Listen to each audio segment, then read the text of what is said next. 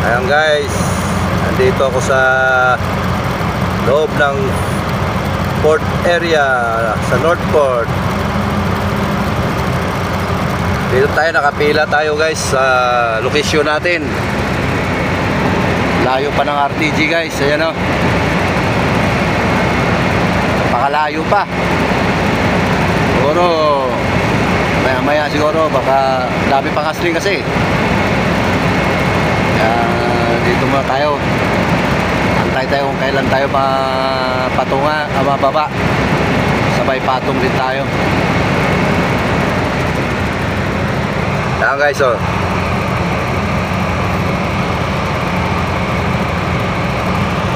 Yung mga truck sa Northport, nag-hasling, ang daming hasling.